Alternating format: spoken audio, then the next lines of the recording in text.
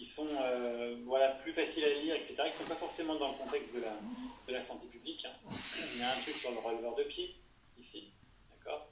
Et donc, il ne faut pas hésiter à insérer des photos. Les photos, elles peuvent être, par exemple, un peu centrales ou sur le côté, etc. On imagine, voilà, ça, eh bien, en fait, peut être aussi une image, quoi. C'est-à-dire que c'est quoi un releveur de pied ? Eh bien, c'est un dispositif médical de type orthèse qui va vous permettre, donc, eh bien, de relever le pied. Et pourquoi on a besoin d'un releveur de pied ? Dans quel contexte pathologique ? Quand on a un problème au niveau du releveur. Pour la marche, la rééducation à la marche. Pour la rééducation à la marche, mais dans quel contexte pathologique on a souvent ce problème ? Les hémiplégies, non ? Oui. Alors j'ai entendu hémiplégie et puis. Le pied éteint. Le pied éteint ? C'est-à-dire, c'est quoi comme expression ça ? Équin, je pense, elle a voulu dire. Ah, équin ? Oui. Ah, oui et non. Alors, le déficit du releveur du pied, donc du tibial antérieur, pour être plus précis, d'accord, eh bien, en fait, il favorise la mise en position du pied en équin, mais un pied en équin, c'est pas forcément dû à un déficit de releveur de pied. Enfin, ça peut être constitutif d'une malformation, etc. D'accord ?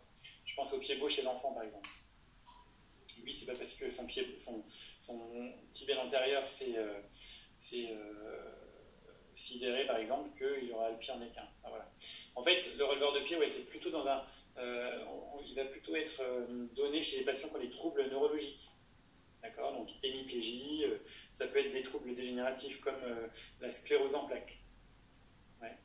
Vous vous rappelez, hein, la sclérose en plaques, c'est une démyélinisation des gaines de myéline des neurones, et donc, du coup, la formation... nerveuse, du coup, elle est véhiculée beaucoup plus difficilement, et en fait, après, le contrôle musculaire est critique. Quoi. Et bien ça, chez les patients à force d'évolution de la sclérose en plaques, eh bien, ils peuvent avoir un déficit du releveur de pied. Et pourquoi c'est le tibial antérieur qui pêche souvent ? En fait, le tibial antérieur, tant qu'il est stimulé, ça fonctionne. Et dès qu'il est un tout petit peu moins stimulable parce qu'on a un problème de contrôle, et bien avec ce triceps sural qui est complètement balèze derrière, et bien en fait le tibial antérieur, il va être facilement fatigable à cause de ces tensions un petit peu antagonistes et agonistes. Okay ? Et donc, ce releveur de pied, il existe de différentes façons. Et là, on présente, il y a le releveur américain, en gros c'est une attelle en plastique solide qui se met sous le pied et puis qui a une embase sur le mollet. D'accord ? En gros, j'ai une attelle comme ça, alors à la perpendiculaire, et puis je mets mon pied à l'intérieur et puis je mets un stretch devant, un stretch en dessous. Sinon, il y a ce truc qu'on appelle le releveur liberté, avec un espèce de manchon en sus-chevillère, là. Voilà, et un rappel, vous voyez ici ce truc-là, une espèce de bandelette non élastique qui vient accrocher soit un espèce de manchon qu'on met à l'avant-pied, ici, soit les lacets qui sont sur la chaussure. Et donc on peut les mettre aussi bien sur des Doc Martens que des petits je sais quoi ça, petits chaussons rouges là, les bottes de 7 lieues, que des claquettes pour aller à la plage. Voilà, et donc en fait l'utilisation des images, c'est assez intéressant parce que quelqu'un qui met que les claquettes, il dit ah bah ça bon, comme je pourrais... Un petit Allemand qui met des sandales et des chaussettes, il peut se dire, il y a goutte, je peux le mettre quand même, d'accord. Et puis surtout, ça montre aussi que c'est pas un dispositif qui est hyper imposant, ça a l'air souple, c'est de la bande, et puis surtout, le coco, qu'est-ce qu'il fait là ? Il grimpe. Voilà. Un releveur de pied, ils mettent une photo d'un mec qui monte. Voilà, bon, c'est un peu subliminal. Voilà. Puis un joli pied ici en équin non constitutif. Donc voilà, ça peut être une espèce d'image, d'accord ? Ok, vous vous rappelez, je montre des frites avec un bout de carton avec une bandelette jaune et puis un fond rouge, et on sait que c'est du McDo. Ouais. Et bien, cette image subliminale, ça peut être aussi utile et accrocher le lecteur, en tout cas, à lire son poster. Sur la deuxième affiche ici, en fait, on parle de mini-drone autonome. Le drone, en fait, il est au centre de l'image ici, d'accord ? On voit ici que, en fait, il y a deux parties. Il y a une partie un petit peu bleu foncé une partie un petit peu voilà, plus arrondie en bas, là, comme ça, ici. Ce qui est assez marrant, c'est que c'est un truc, enfin, marrant, je ne sais pas si c'est drôle, mais ce qui est assez bien fait, je trouve que, en fait, c'est un truc qui vole, donc ça vole dans le ciel c'est bleu, ok. Et puis, en fait, ça surplombe toutes ces données un peu introductives, là, ça surplombe un truc un peu arrondi qui ressemble un peu à la surface de la Terre. D'autant plus qu'on a une vue aérienne ici. Et puis là, donc voilà, ce drone qui vole au-dessus de la Terre, etc., il vous présente les choses. Ça peut être pas mal. Ok, on distingue bien le titre. Il y a une iconographie qui est jolie. Voilà, ça c'est la société qui le développe. Explique un petit peu le contexte. Et puis décrire le drone en question. Et puis quel sera le futur rôle. D'accord. Ouais. Bon. Faut pas louper ce soir à 21h30, il y a un drone qui va se poser sur Mars. Ouais. Bref. En parlant de drone. Et puis après, il y a d'autres choses ici où c'est peut-être un petit peu plus compliqué à lire. Et puis, je vous disais ici, quand on regarde ce troisième poster, là, eh bien, en fait, le lecteur, il est guidé un petit peu par des flèches. Parce que quand on regarde ça, voilà. Là, je doute qu'en se mettant à 1,50 m de ce poster, on arrive à lire toutes les petites choses. Peut-être ici, dans ces casiers, ici, là, ça risque d'être un petit peu plus compliqué. Pourquoi pas? Oui, je pense. Alors, donc ça, c'est le poster de qui? Vous avez vu ou pas? Séverine Buatois. Voilà. Donc ça, c'est un peu le travail de sa thèse. Elle a travaillé sur une échelle de risque pour les gens qui ont plus de 65 ans et qui étaient qui faisaient des chutes à répétition. Voilà. Et donc là, c'est un objectif, c'est un poster un petit peu plus scientifique puisqu'il a présenté son travail de recherche. Donc c'est pour ça que là, on se retrouve avec un format IMRAD, introduction, objectif, méthode, résultats et conclusions. Ok? Je vous en montre un autre.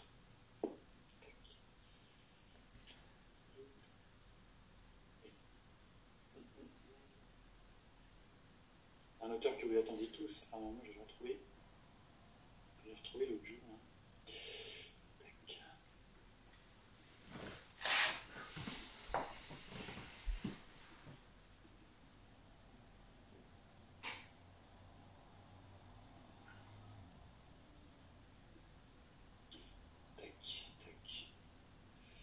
J'ai perdu le zoom.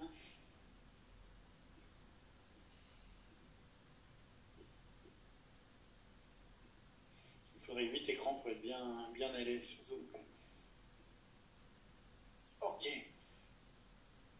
Regardez-moi cette magnificence.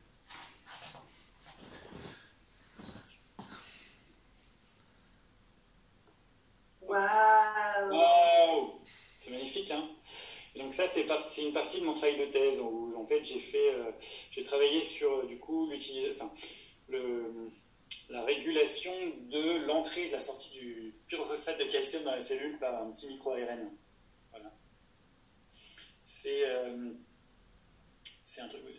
Voilà, c'était à l'occasion de journées de la recherche au pôle biologie, médecine, santé à l'université de Lorraine. Voilà. Et donc, voilà, là, j'avais structuré un petit peu ça comme ça, où les objectifs étaient au centre, l'introduction et le contexte étaient là. D'accord. Et puis après, les résultats qui sont ici. Et les résultats, en fait, il fallait les lire de gauche à droite. Alors, je ne sais pas si pour vous c'était clair, mais ouais. Bon, j'ai pas gagné le prix du meilleur poster. Mais bon, je ne trouvais pas trop dégueu quand même. Alors après, on peut regarder, voilà, ici, c'était peut-être un peu petit quand même à la lecture, quoi. Et ça, encore plus, voilà. Dans les articles, quand on a fait le TD sur la structure, enfin le CM sur la structure de l'article, un des articles de méthodologie, là, en fait, c'est avec cette méthodologie-là que j'ai réalisé un petit peu ces résultats-là. Voilà. C'est-à-dire que ça, c'était une figure de l'article de méthodo. Voilà. Et puis après, hop, on avait les perspectives. Donc là, ce qui manquait peut-être, c'était quoi? Par rapport à tout ce qu'on a vu là. Les références, vous les avez mises ou pas? Ah, ça va, trop, je viens de m'engueuler non plus. Là, il n'y avait pas de référence non plus. Ouais. il n'y avait pas de référence. Voilà. Alors, je ne sais plus pourquoi je n'avais pas mis de référence, mais en fait, par exemple, là, dans les références, j'aurais pu mettre une référence dans le contexte, une référence sur la méthodologie, encore que la méthodologie, on ne l'avait pas publiée encore. Donc, on ne peut pas citer les sources qu'on n'a pas publiées, voilà, par exemple. Mais ouais. Oui, c'est ce qui manquait. Très bien. Voilà. Donc ça, c'est une idée de poster. Donc ça, c'est plus un peu scientifique, mais vous allez voir que voilà, quand vous allez présenter votre truc, enfin votre travail, eh bien, voilà, ces histoires de ah bah, je mets un petit peu de plage blanche, etc. Ça me permet de bien séparer les choses. Ici, moi, j'avais mis un fond un petit peu en dégradé comme ça, et puis après, chaque case avait un fond blanc pour bien les séparer. Eh bien, ça peut être une idée de séparation de trucs. Voilà. Donc ça, c'est voilà, un poster un petit peu particulier. Et maintenant, je vais vous montrer un peu ce qu'a fait. On va critiquer les autres. Et c'est les autres années, hein. C'est forcément nul. Alors, où est-ce qu'ils sont? Alors. Ah, attendez, je vous mets juste 2 petits liens le temps que je retrouve mon vidéo. Tac.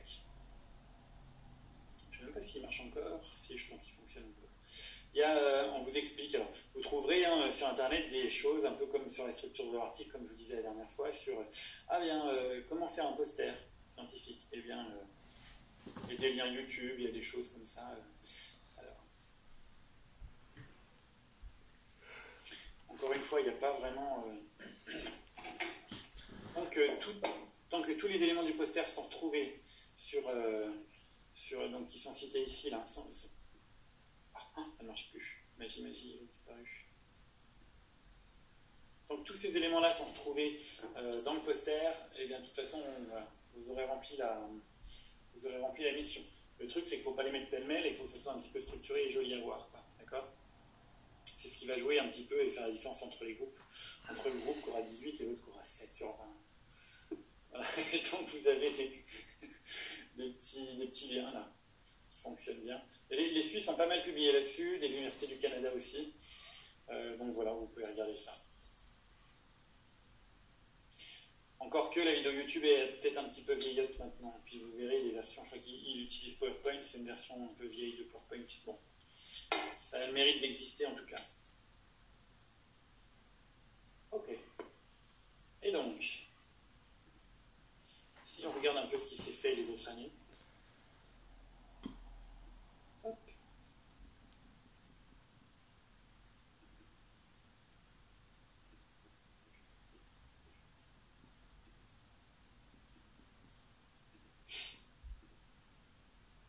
Nous avions ça, par exemple.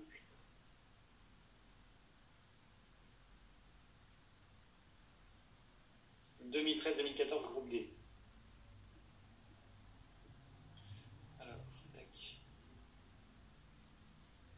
Bon, qu'est-ce qu'on voit là-dessus?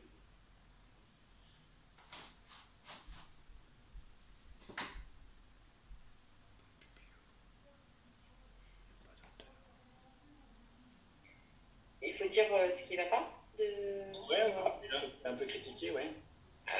Déjà, peut-être qu'effectivement, ça fait un peu lourd, les images qui sont en arrière-plan. Ça fait un peu trop d'infos par-dessus les images. C'est vrai que c'est souvent tentant, un poster, de mettre des images en arrière-plan comme ça, mais souvent, ça fait trop d'infos. C'est pas très lisible. Ça fait pas lisible, du coup, ouais. Pourtant, la tête de bébé coupée est quand même mignon, le bébé, hein. Et puis surtout, il y a des informations qui sont hyper intéressantes. Je vais zoomer dessus. Je zoome dans le zoom. Vous avez vu, hein, ça, on dirait presque une fractale. Alors. Ah, attendez, j'y vais. Wow! Vous avez appris des choses avec moi aujourd'hui. Ah oui, 3 petits points. Ça, c'est trop bien. Voilà, 3 petits points. Donc, la sécurité sociale, 3 petits points. Donc, quand je reverrai mon délégué d'assurance maladie, je me poserai une question sur les 3 petits points. Donc, tout ça, en fait, c'est complètement nul. Ça ne sert à rien. C'est dommage. C'est dommage. On comprend que, apparemment, ça parle du trou de la sécurité sociale et où vont les dépenses. Et puis, voilà, quelles sont peut-être les futures solutions pour renflouer le trou de la sécu. Ils ont oublié ne pas créer de crise sanitaire. Voilà. Bon. Apparemment, voilà. Bon, ils ont essayé de montrer que c'est un peu le domaine médical en essayant de mettre un caducée, en mettant une médecin qui croise les bras derrière, etc. Bon, ok. Et puis, de faire une espèce d'image du fait que, bah, en fait, comme il y a de plus en plus de vieux, il faut faire des bébés, ou bon, parce que du coup il y a moins de cotisants, je sais pas. Ouais, bon. Et puis après, il y a toute une espèce de brainstorming en bas, accident de travail, vieillesse, maladie, cotisation, famille. On ne sait pas si c'est des dépenses enfin, ce sont les dépenses les plus coûteuses, ou si c'est les choses qu'il faut réformer. Enfin, voilà, on ne sait pas trop, quoi. Augmenter les contrôles par la CPAM, etc. Mais qui se tient une balle dans le pied. Bon. Ok, donc ça, c'est pas top, top, top, top. On voit qu'il y a des... Voilà, bon, c'est pas hyper... c'est pas hyper homogène, enfin voilà, c'est dommage. Et finalement, du coup, l'information, le message, il passe pas hyper bien, quoi. On ne sait pas trop vraiment ce qu'il voulait faire.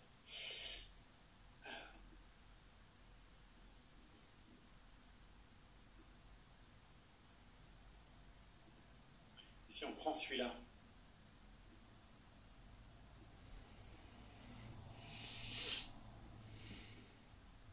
oula, hop, hop, hop. C'est toujours bien d'avoir une espèce de vue d'ensemble et puis après de zoomer sur les choses. Hein. Donc on a ça, ok. Déjà celui-là, il est plus structuré, c'est un peu plus joli quand même. Il y a une espèce de code couleur qui est respecté, c'est-à-dire que voilà, il y a un fond rouge, ils ne veulent pas surcharger les choses, donc ils mettent un espèce de cadre, d'accord, et puis après, bah, les rubriques qui sont indiquées à l'intérieur sont aussi encadrées en rouge, etc. On voit qu'il y a une iconographie, ou en tout cas ils essayent de montrer ce que c'est qu'une onde électromagnétique, voilà, avec le spectre de lumière visible, etc. Et puis, voilà, ils décrivent un petit peu en introduction ce qu'est l'onde électromagnétique. À quoi ça sert? Les effets néfastes de ces ondes. Pourquoi on l'utilise dans la recherche? Et puis après, bah, en fait, il y a une législation qui est mise en place sur la régulation, le contrôle de l'émission de ces ondes électromagnétiques. Et après, il donne un petit résumé. Voilà. Encore une fois, on dirait le poster de Clément, c'est qu'il n'y a pas de référence là. Bon. On sait que ça a été fait à l'IFMK en 2013-2014, par le groupe E, comme excellence. Ça. Normalement, tous les gens du groupe E, ils hurlent, ils font ouais, c'est encore aujourd'hui. On est modeste, monsieur. Ok, très bien. Donc voilà, ça, il est pas mal, mais il est encore pas. Il manque quelque chose. On n'a pas le nom. On sait que c'est le groupe E, mais il n'y a pas le nom des auteurs. On ne sait pas à qui ils sont affiliés. Il manque. Si on reprend un petit peu donc les éléments intéressants, bah en fait, il manque la partie bibliographie. Il va manquer aussi finalement le on devine que ça serait peut-être l'introduction, mais on ne sait pas finalement quels étaient les résultats, quoi. On ne sait pas trop, c'est dommage. Ok. Mais c'est un peu mieux.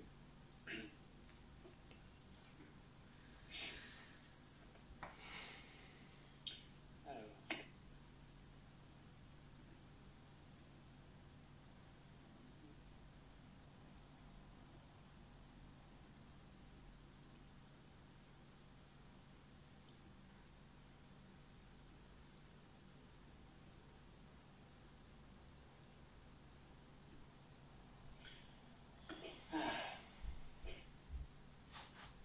Qu'est-ce qu'on peut en dire?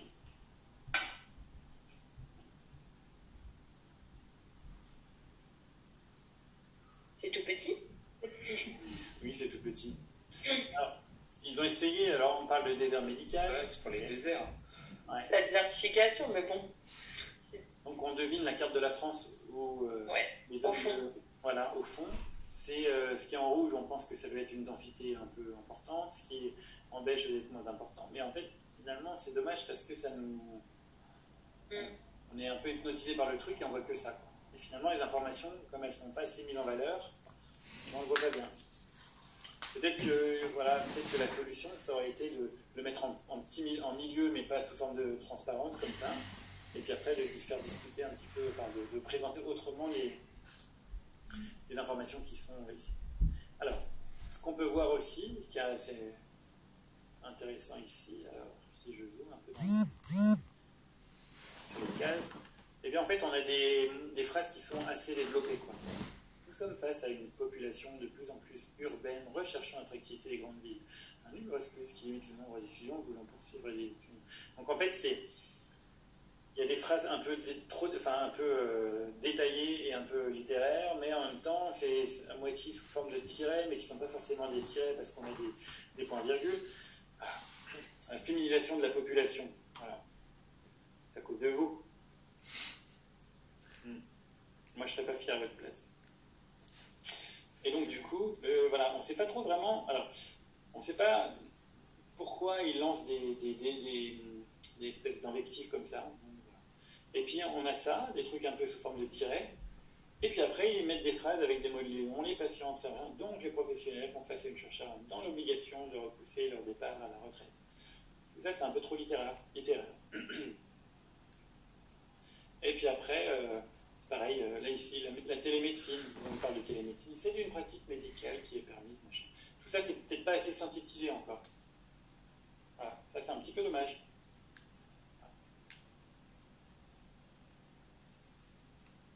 Ils vous mettent un graphique ici, enfin... Voilà, encore une fois, bon, à l'époque, je pense qu'on ne leur donnait pas la consigne de mettre des références, etc. On ne voit pas les auteurs, ni l'appartenance non plus. Enfin, voilà. Alors moi j'ai peut-être plus une critique de contenu, c'est peut-être le côté un peu trop féministe qui ressort, je m'en excuse. Mais le côté féminisation de la population, à la rigueur, les femmes sont plus investies dans le rôle familial. Alors je pense pas que ce soit quand même pour ça qu'il y ait des déserts médicaux. Ça me paraît surprenant. Ben voilà, c'est ça qui est bizarre. Donc ça pourrait être une question à leur poser au coco. Effectivement, pour travailler sur ce sujet, il n'y a pas de rapport avec ce qui est noté là. Enfin, du coup, je ne vois pas où est-ce qu'ils ont trouvé ça. Mais... Et surtout que... Sait-on jamais. Vous êtes combien de femmes dans la promotion, là? Beaucoup. Je sais pas du tout. Pour la représentation. Vous êtes 60%, quoi. Donc globalement, finalement, il y a plus de médecins femmes, en tout cas je sais pas, même encore, enfin, même dans les promotions de médecine, de pharmacie, etc., il y a plus de femmes que d'hommes. Donc, bon. C'est-à-dire que là, en fait, ils disent qu'il y a des déserts médicaux parce que les femmes changent des couches, quoi. Bon, ça va pas être si... Encore des hommes qui ont écrit ça. Ah, peut-être, ouais. S'il y avait des auteurs, on pourrait savoir. Hein. Bon, à notre étage, c'est quand même crade de changer des couches. Bon, c'est pas gagné tout le temps, quoi. Quand on tombe sur la mauvaise, on n'est pas content. Alors, ok, oui, ça peut être ça. Bon, après voilà, donc ça c'est intéressant, c'est-à-dire qu'il y a la façon de présenter le contenu, mais aussi il y a le contenu en lui-même, quoi. Donc ça a dû être déjà critiqué, je pense, à l'oral. Moi, à l'époque, j'étais pas là, moi. Donc je ne peux pas donner suite à ces questionnements. Et puis, est-ce que je crois qu'il reste un dernier.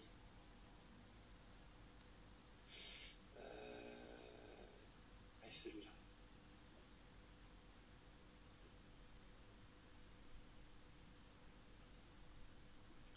Tac. Tac. Ok.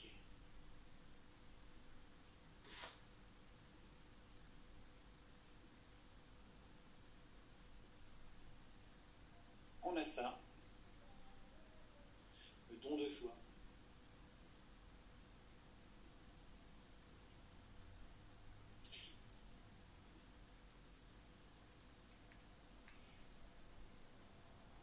Alors, un sujet assez intéressant. On voit en fond alors, une espèce de truc, un cœur dans une main, le cœur sur la main. C'est une belle image quand même, non? Pour un don d'organes, de sang et de corps, hein, c'est une belle image. Après, voilà, on voit que c'est pas mal dosé parce que la transparence fait en sorte que en fait, le contenu qui est disposé au-dessus, en fait, il est pas ça ne gêne pas sa lecture. D'accord? On distingue trois parties. Par contre, on ne sait pas qui sont les auteurs. Là, de loin comme ça, on n'arrive pas à voir. On ne sait pas dans quel contexte ça a été fait. Alors si, je rezoome ici. Et puis finalement, le titre principal de l'étude, je ne sais pas ce que c'est. Il y a trois titres. C'est un peu étrange. Le don du corps, le don du sang, le don d'organes. Bon. Ok. On devine que forcément, voilà, c'est un peu le don de soi ou le don... de la personne humaine, une fois quand on a... Ouais, quand on est encore vivant ou pas forcément. Ouais. Ah, d'ailleurs, vous avez vu ça? Il y a, alors je ne sais plus dans quel pays, c'est un pays anglo-saxon, il y a un mec qui a récupéré le squelette de son oncle. Vous avez vu ça ou pas? Son oncle avait donné son corps à la science. Et en fait, il avait été transformé en Oscar, en squelette plastiné, etc. Et puis, l'université qui l'utilisait, en fait, l'avait mis au rebut. Et donc, lui, il savait que son oncle était là-bas. Et puis, il savait que c'était plus utilisé. Donc, il a demandé à l'université de récupérer le squelette de son oncle. Et lui, il en a fait une guitare électrique. Avec le thorax et tout. Voilà. Ça, c'est marrant. Vous regarderez... guitare électrique, squelette. Et vous verrez un article.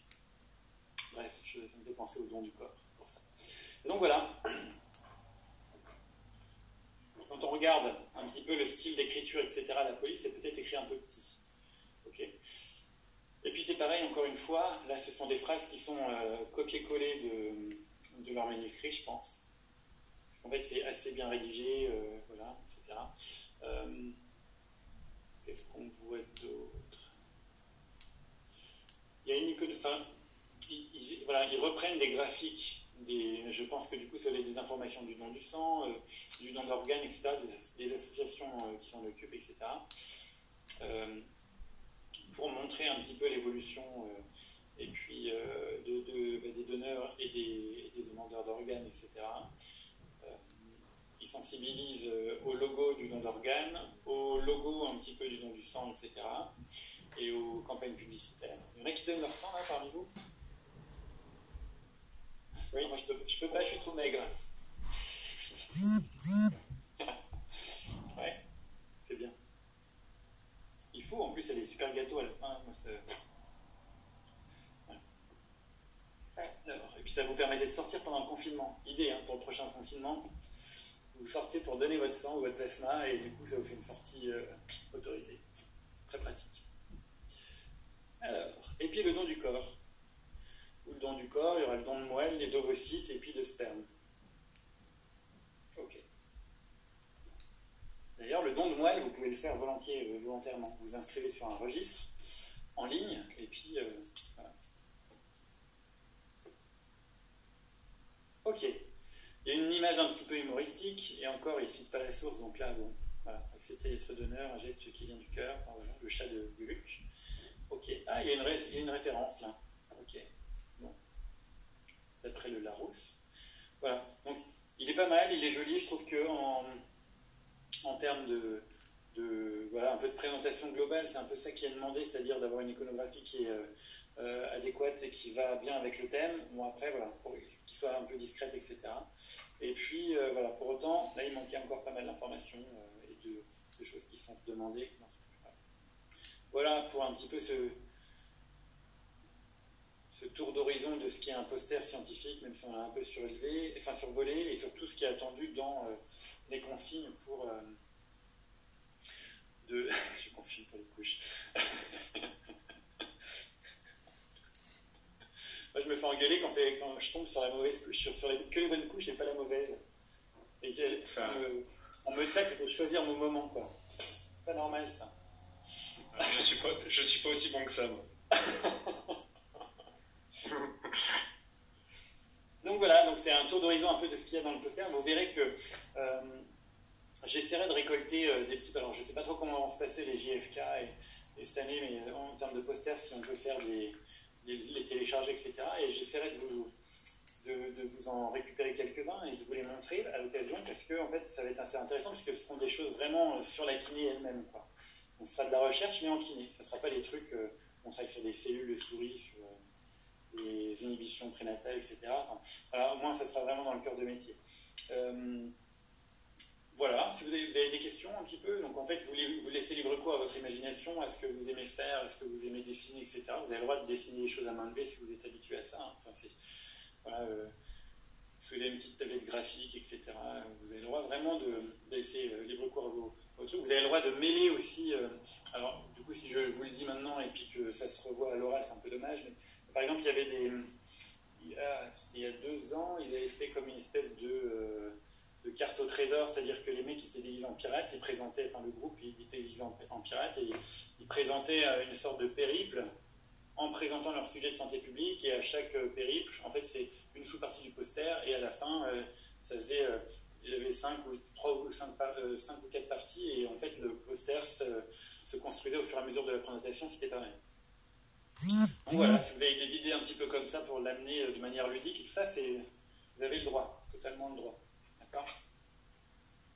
Le poster, il doit être rendu quand on présente notre oral ou quand on rend notre écrit? En fait, pour nous qui corrigeons, vous le rendez quand vous rendez l'écrit. D'accord ? Et après, vous le présentez à l'oral pour le public. D'accord ? D'accord, merci. Ok, bon. Je pense que nous en avons terminé.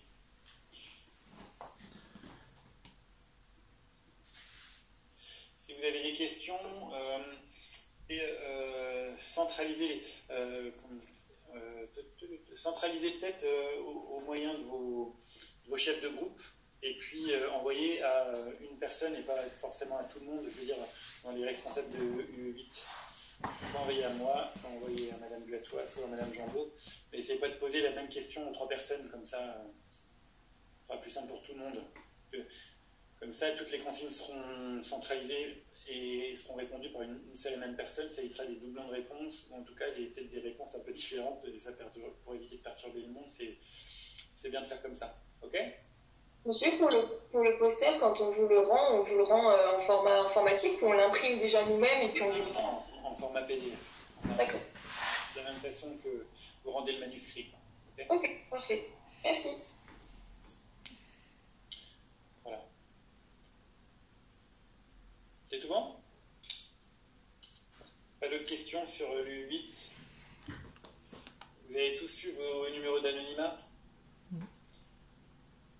On pourrait avoir des commentaires sur nos documents qu'on a remplis en stage. Alors, sur les documents qu'on a remplis en stage. Le rapport de stage qu'on a fait avec le rapport d'étonnement. Ah les commentaires, tout ça, en fait, non, on n'en fait jamais en général. C'est pas des trucs où on vous plombe, de toute façon, tout ça, c'est toujours validé, sauf celui qui l'a jamais rendu de sa vie, mais en fait, c'est des. Non, non. On n'en fait pas. Pourquoi tu penses que tu as loupé le tien ? Non, du tout. Vous verrez là, quand vous allez revenir en TP cette semaine, vos représentants de groupe, ils vont vous donner des petits papiers où il y aura votre numéro d'anonymat. La semaine prochaine, mardi, jeudi, mercredi peut-être, vous aurez vos résultats du premier semestre. D'accord ? Eh bien, du coup, vous prenez votre numéro d'anonymat puis vous vous retrouvez dans la liste. Pourquoi vous avez besoin d'un numéro d'anonymat ? Parce que, en fait, sur les tableaux où sont affichés les numéros d'anonymat, en fait, c'est le seul moyen en fait, d'avoir le détail des notes. Sûrement sur My Communauté, vous aurez la moyenne globale, mais vous n'aurez pas la note. Peut-être que, par exemple, dans l'UE4, vous avez plusieurs notes qui comptent pour cette UE4, et bien du coup, en fait, sur My Communauté, vous n'aurez pas le détail. Donc sur les tableaux qui vont être affichés, en tout cas distribués, c'est le numéro d'anonymat qui vous permettra de voir un petit peu où ça a pêché ou au contraire où vous avez excellé. Et ça, j'en doute pas. Ok. Ça va ? Encore une fois, aller au rattrapage, c'est pas si grave. Mais les numéros d'anonymat, quand vous dites c'est les chefs de groupe qui vont les récupérer, on va les récupérer où ? Eh bien, en fait, là, ce matin, par exemple, le groupe E l'a récupéré au travers de Pascal Gouilly, qui l'a donné aux représentants étudiants, qui l'a donné à chaque étudiant quand on était en TP. Donc, là, je pense qu'on est quoi ? On est jeudi ? Oui. D'ici lundi, d'ici mardi, vous aurez votre numéro d'anonymat. Ce sera avant de... Mais c'est à nous d'aller voir chez Gouilly ou... Non. On vient nous retrouver dans les TD, d'accord. Oui. D'accord. C'est du service à la table.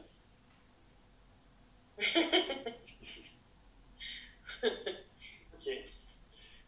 Si vous avez des questions sur tout ce qui se passe en santé publique, sur ce qui se passe en UE8, méthodologie de recherche, etc., n'hésitez pas à nous contacter. Si vous avez des questions sur ce qui se passera quand vous aurez reçu vos résultats et tout ça, eh bien, contactez votre référent IFMK. D'accord ? Ouais. Voilà. La CAC, c'est mardi prochain. Et donc après, voilà. De toute façon, il faut y passer, hein, c'est comme ça. Si ça s'est pas hyper bien passé, et ben c'est pas grave, on ira au rattrapage. Et puis, le but des rattrapages, c'est quoi? En fait, pourquoi certains iront au rattrapage? C'est parce que nous, on s'est dit, en fait, j'ai pas bien compris ce qu'il m'a montré. Donc, je l'envoie au rattrapage pour qu'il me montre qu'il est bien compris. Voilà, c'est ça. Ok? C'est plutôt dans cette optique-là qu'il faut le voir et pas dans l'optique, de toute façon, il m'aime pas. Je sais que de toute façon, il m'aime pas et qu'ils m'ont mis au rattrapage parce que ne peut pas me piffrer. De toute façon, moi non plus, je l'aime pas ce connard. Ah non, c'est pas ça. Franchement, on est loin de tout ça. On discrimine personne en fonction du sexe, de la couleur du pull ou du mec qui lève les bras ou pas, quoi. C'est comme ça. D'accord? Le but du jeu, encore une fois, hein, c'est mon opinion de jeunes enseignants formateurs et puis voilà, et puis de jeunes kinés et puis d'avoir été à votre place. En tout cas, voilà, le but du jeu, c'est de tous vous diplômer à la fin des 4 ans. S'il y en a qui sont abandonnés sur le bord de la route, c'est peut-être qu'il y en a qui l'ont choisi ou alors ils sont vraiment pas faits pour ça. Dans la promo de K4, il y a encore des gens et ça on le voit, il y a encore des gens qui traînent et qui étaient dans ma promo à moi, voire au-dessus de ma promo à moi. Donc bon, pour quelques yeux, voilà, donc on peut se dire, est-ce que les gens là, ils ont vraiment envie de faire ce métier, on ne sait pas trop. Et pourtant, ça nous embête parce qu'ils doivent être en détresse, les pauvres gens, et ils ne répondent plus à nos sollicitations, c'est un peu dommage. Si on n'a pas la moyenne à l'un des 2 € après rattrapage, est-ce qu'on redouble d'office? Alors, comprendre, est-ce que le rattrapage est notre dernière chance? En fait, il y a une session 1, une session 2, et après, il y a des sessions 3. En fait, en gros, là, vous êtes en première année, donc après, vous allez passer en deuxième année. On peut passer en deuxième année avec une dette. Imaginez, voilà, vous êtes un diesel, vous avez loupé le départ, et puis vous avez foiré votre UE7 pratique membre de première session. Vous vous retrouvez la semaine prochaine en train de pleurer et tout ça, c'est pas grave, on boit une petite bière, ça va mieux. Et puis après, il y a la session 2. Session 2, vous savez quand est-ce que c'est? Je vais vous dire ça. Session 2, K1, c'est la semaine du 19 avril. Ok. Semaine du 19 avril, eh bien, rebelote, et puis vous vous foirez tellement vous êtes stressé. Merde, ça passe pas. Ok. Par contre, vous mettez les bouchées doubles, et puis en semaine 26, quand il y a les... c'est quand les examens? Au mois de mai, alors bon, je ne sais plus trop, si c'est au mois de mai, vous faites vos examens machin, et puis en fait, UE7, deuxième semestre, où là, tout le programme de membres va retomber, etc. Et bien là, vous réussissez parce que vous avez mieux bossé, vous avez mieux compris les choses, etc. Voilà. Vous validez votre semestre 2, mais pas votre semestre 1. Et vous validez de manière brillante. Et bien du coup, la réforme fait que vous pouvez passer en deuxième année avec une dette de l'UE7 en semestre 1. Ok. Par contre, si vous coltinez une dette du semestre 1, que vous êtes hyper moyen au semestre 2, vous validez tout pile à 10,0,05, que vous avez de l'UE6 qui est compensé à mort par votre UE8, que vous avez une UE4 au ras des pâquerettes et tout ça, ça risque un peu de coincer. Pourquoi? Parce qu'en fait, on se dit peut-être que le 10,005, c'est un coup de bol. Ou peut-être pas. Mais on se dit que, en fait, les UE cœur de métier, UE4, UE6, et puis l'ANAT et tout ça, c'est pas bien su. Peut-être qu'il loupe ses euros parce qu'en fait, il connaît pas son ANAT. Et puis, quand tu nous présentes un massage ou une mobilisation, en fait, le mec, il est pas convaincu. La nana, il y a plus de nanas que de femmes, je répète. Tu m'as tiré les foudres des semaines.